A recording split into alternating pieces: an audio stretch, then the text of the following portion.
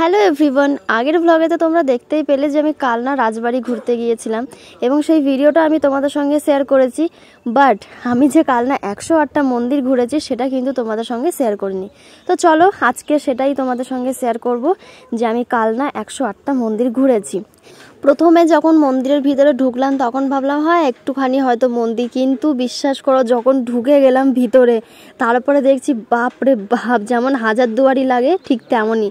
অবশ্য আমি কখনো হাজারদুয়ারিতে যাইনি, মানে ফোনেই দেখেছি, তো দূর থেকে আর কি যেরকম মনে হয় সেরকম লাগছিল। তবে 108টা মন্দির যে নিজের চোখে দেখবো এটা কখনো ভাবতে পারিনি। তো রাজবাড়িতে যেহেতু ঘুরতে গিয়েছিলাম, রাজবাড়িতে ঘুরতে গিয়ে তো আমাদের পা ঠা পুরো ভীষণ ব্যথা। তো যখন 108টা মন্দিরে আর কি ঢোকার পরে মনে হলো যে না, হাঁটতে পারবো না, কিছু না, কি করে পুরোটা ঘুরবো। কিন্তু মনে একটু জোর আনলাম কি যখন এসেছি ঘুরতে, যখন দেখতেই এসেছি তো স্বাভাবিক একটু তো ঘোরা দরকার, একটু তো ঘুরতে হবে, তাই না। তারপরে কাঁধের মধ্যে ফোনটা রাখলাম, আর ফোনটা কাঁধের মধ্যে রাখার কারণটা হলো হাতটা আমার ভীষণ ব্যথা হয়ে গেছিলো। মানে পুরো রাজবাড়ির ভিডিও ক্লিপটা আমি নিয়েছি, আর এখানেও যদি আমি হাত দিয়ে নিতে যাই আমার না হাত ভীষণ ব্যথা হয়ে যায়। আর তার মধ্যে আমি কোনো রকম স্ট্যান্ড আনিনি, কিছুই করিনি, হাত দিয়ে ফোনটা ধরতে ধরতে হাতের ডানা পুরো ব্যথা হয়ে গেছিলো। তারপরে কি করলাম, আমি ফোনটা কি করেছি কাঁধের মধ্যে রেখেছি, মানে কাঁধের মধ্যে রেখে তারপরে আমি পুরো মন্দির পুরো গোল করে ঘুরেছি। নইলে বিশ্বাস করো আমি একদম ভিডিও করতে পারতাম না, ভীষণ হাত ব্যথা ছিল, সঙ্গে পাও ব্যথা ছিল। আর হ্যাঁ, শুধু কিন্তু আমি যে 108টা মন্দির বা রাজবাড়ি এইগুলোই শুধু ঘুরেছি সেটা কিন্তু নয়, আরও ঘুরেছি বলতে কোথায় ঘুরেছি বলি। মানে যেহেতু সরস্বতী পুজোর টাইমে গিয়েছিলাম, তো স্বাভাবিক সরস্বতী পুজো তো তোমরা জানোই, যারা কালনাতে থাকো তারা তো অবশ্যই জানো, যারা বাইরের দিকে থাকো তারা জানো কি না জানি না, তবে কালনাতে ভীষণ সুন্দর আর কি সরস্বতী পুজো হয় এবং সরস্বতী পুজোর অনেক বড় বড় প্যান্ডেলও হয়। তো যার জন্য সেগুলো যেহেতু ঘুরেছিলাম তো পা আরও বেশি আর কি ব্যথা হয়ে গিয়েছিল। আমি কখনো এতটা পরিমাণে ঘুরিনি যতটা এই দিনকে আর কি ঘুরলাম।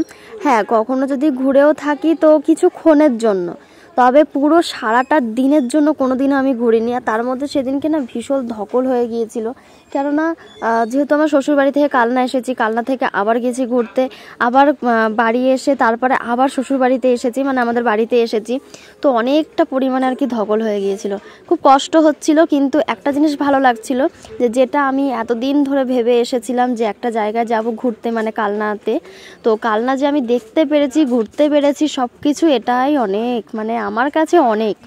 তো আমি না কিছুদিন ধরে দেখছি, যেদিন থেকে আমি ভিডিও আপলোড দিয়েছি তো সেদিন থেকে দেখলাম যে তোমরা আমাকে অনেকে কমেন্ট করেছো যে দিদি তুমি আমাদের কালনাতে এসেছিলে বলনি কেন। কি বিশ্বাস করো আমাদের কোনো রকম আর কি প্ল্যান ছিল না, মানে অনিতা আসবে কি আসবে না আমি জানতাম না, মানে ও হঠাৎ করে বলেছে, হঠাৎ করে এসেছে। তো যেহেতু ও এসেছে আর আমাদের কথাই হয়েছিল যে ও আসলে পরেই আমরা কালনা 108টা মন্দির আর কি যাব, তো যেতাম অনেক কেউ মিলে আর তোমাদেরকে বলেও যেতাম, কিন্তু হঠাৎ করে যেহেতু এসেছে তাই হঠাৎ করেই চলে গেছি, কেননা ও তো আর বেশি দিন থাকেনি, ও একদিনই থেকেছে। মানে তার থেকে বড় কথা ও এখানে এসে ডক্টর দেখিয়েছে, মানে ও ডক্টর দেখানোর জন্যই বিশেষ করে আর কি এখানে এসেছিল। তো আসার পরে ও আবার পরের দিনকে ব্যাক করে গেছে, তো যার জন্য কাউকে আমি কিছু জানাতে পারিনি, হট করেই গেছি, হট করেই এসেছি। তবে হ্যাঁ, আমার যে জায়গাটা এত সুন্দর লেগেছে তাই আমি ভেবেছি যে আমি আবারও ওখানে যাব এবং তোমাদেরকে জানিয়ে যাব যে আমি কবে যাচ্ছি। তার কারণ তোমার দাদাভাই তো আর সবসময় কাজ ছুটি নিতে পারবে না, যখন ছুটি নেবে তো আর মানে যেদিনকে আর কি আমি আর কি ওকে বলে রাখবো যে তুমি একদিন কাজ ছুটি নিও, তো সেই হিসেবে আমি তোমাদেরকে বলবো, বলার পরে তারপরে যাব একদিনকে। কেননা গিয়েছিলাম ঠিকই ঘুরতে, তবে সেরকম আর কি রিলস করতে পারিনি, আমি বোধহয় একটাই রিলস করেছি।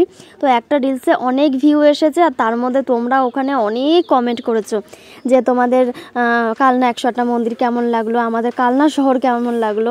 তো সেটা তো অবশ্যই আমি তোমাদেরকে বলবো যে কালনা শহর এবং কালনা 108টা মন্দির বা রাজবাড়ি আমার ভীষণ ভালো লেগেছে, মানে ভীষণ। আর কি বলতো, কালনাতে না আমি কখনোই আসিনি, কালনাতে যেহেতু আসিনি তাই কালনার সম্পর্কে অত কিছু আমার ধারণা বা জানাও ছিল না। তো যখন জ্ঞান হলো তখন আমি জানতে পারলাম, মানে কিছুদিন পর, মানে জ্ঞান হওয়ার অনেক বছর পরে হয়তো জানতে পেরেছি যে কালনাতে এরকম 108টা মন্দির আছে, রাজবাড়ি আছে। তো সেই থেকে দেখার বা ঘোরার খুবই ইচ্ছা ছিল। তবে ওই যে হয় না, রিলেটিভ না থাকলে বা কেউ যদি না থাকে তাহলে হয়তো আসা হয় না। আর তার মধ্যে যেহেতু ব্যান্ডেল থেকে কালনাটা অনেকটাই ডিস্টেন্স, তো ওই জন্য আসতে পারিনি। তো কালনা কেন, বিশ্বাস করো আমি কখনো কলকাতা পর্যন্ত সেরকমভাবে ঘুরিনি, কারণ আমি কখনো কলকাতাতে যাইনি। গিয়েছিলাম হসপিটালের দিকে সবসময় যাওয়া আসা হয়েছে, তবে আদার্সওয়াইজ আমি কোথাও যাইনি কলকাতার মধ্যে আর কি। তো যার জন্য একদমই কোথাও ঘোরা হয় না।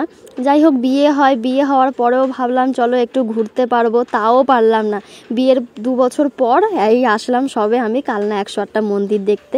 তবুও সেটা অনিতা না আসলে হয়তো দেখতে পারতাম না, মানে হুজুকে যাওয়া হয়েছে, হুজুকে দেখা হয়েছে। তবে এরপরে যদি যাই তো আমি তোমাদের কিন্তু অবশ্যই জানাবো, তোমরা কিন্তু অবশ্যই আমার সাথে দেখা করতে এসো। তো কালনাতে এসে কিন্তু আরেকটা জিনিস আমার সঙ্গে খুব ভালো হয়েছে, যেটা আমি কোনো দিনও দেখিনি, সেটা আমি কালনাতে এসে দেখতে পেরেছি। মানে এত বছর ধরে আমরা সরস্বতী পুজো দেখে আসি, তাই না? কিন্তু সরস্বতী ঠাকুর যে এত বড় হয় কখনো এটা আমার জানা ছিল না বা দেখাও হয়নি। তো কালনাতে এসে আমি অনেক বড় সরস্বতী পুজো দেখেছি, মানে সরস্বতী ঠাকুর দেখেছি এবং প্যান্ডেলও দেখেছি অনেক সুন্দর সুন্দর। হ্যাঁ, যদি পারি তো আমি তোমাদের সঙ্গে সেটাও শেয়ার করব অবশ্যই, মানে শেয়ার তো অবশ্যই করব। ফার্স্ট টাইম যেহেতু আমি এত বড় একটা সরস্বতী ঠাকুর দেখেছি, আমার খুব ভালো লেগেছে, মানে খুবই ভালো লেগেছে। এরপর থেকে প্রত্যেকটা বছর আমি চেষ্টা করব যাতে কালনাতে এসে আমি সরস্বতী ঠাকুর দেখতে পারি, কেননা সরস্বতী পুজোতে আগে ভীষণ আনন্দ করতাম, তবে বিয়ের পর থেকে না সেই আনন্দগুলো কোথায় চলে গেছে কি জানি, কিছুই বুঝতেই পারি না।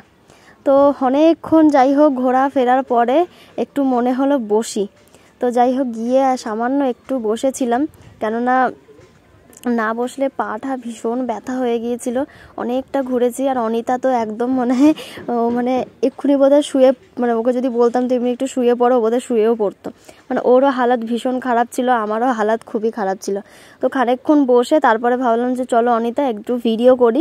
কিন্তু বিশ্বাস করো, ভিডিও করার সময় যখন আমি ভিডিও করতে গেলাম একটা সাইডে, এত মানুষজন আসছে, এত মানুষজন দেখছে, মানে লজ্জায় আমি কোনো রকম ভিডিও করতে পারিনি।